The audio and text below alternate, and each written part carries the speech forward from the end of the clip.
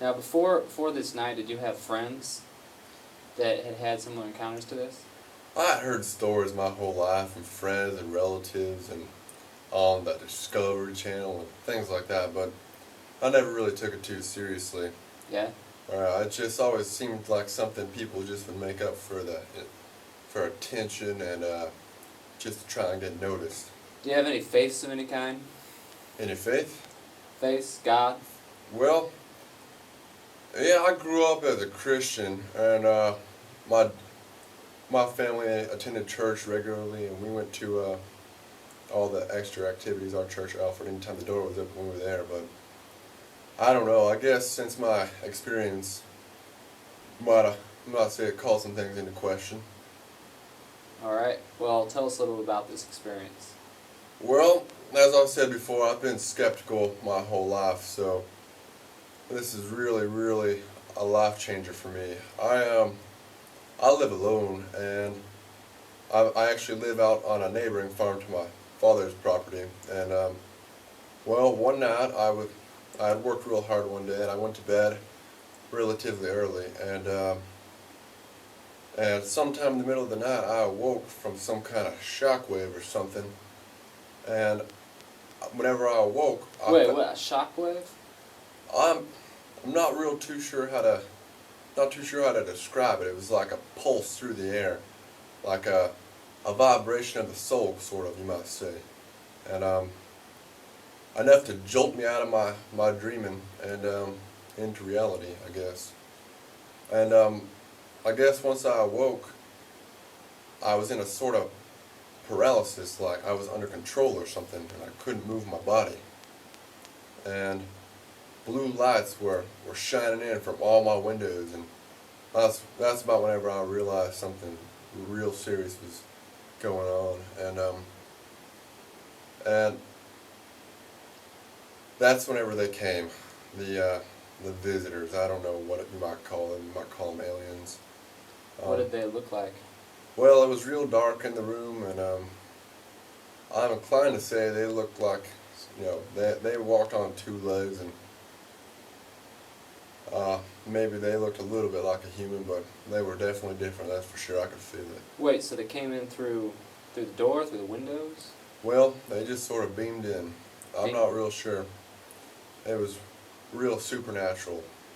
Couldn't really tell what was going on. I was in quite a shock at the time. And, well, they beamed me up, I suppose, because I awoke on a sort of table. Some sort of science table with all this real bizarre equipment and things around me. And I don't remember too much, but, well, I don't remember too much on my own, that is, until I went through hypnosis, and I'm still not too sure, but at the time, I remember they started to perform some kind of procedure on me, and I'm not real too sure what they did. I remember they gave me something, and it kind of made me loopy, and I don't remember a whole lot after that, other than I woke up in my bed the next day with strange markings on my body, to say the least. And Could you describe these markings? well, I'll refrain from getting into too many unnecessary details for this show, for the sake of the viewers, but let's just say that I had some marks, and I had some things that were not quite right in around my genital area, and they were just kind of some issues regarding that area that I'd rather not get into detail about, but suffice to say, I think it's quite clear what the purpose of these aliens, if that's what you want to call them, I think it's quite clear what they were going for. And What is that? well, might say they're trying to form some kind of alien-human hybrid. Can't be too sure, but I can only imagine what they might do if other people like myself have. So you're saying they use some parts of you to... Well, I suppose I'll just go ahead and say it.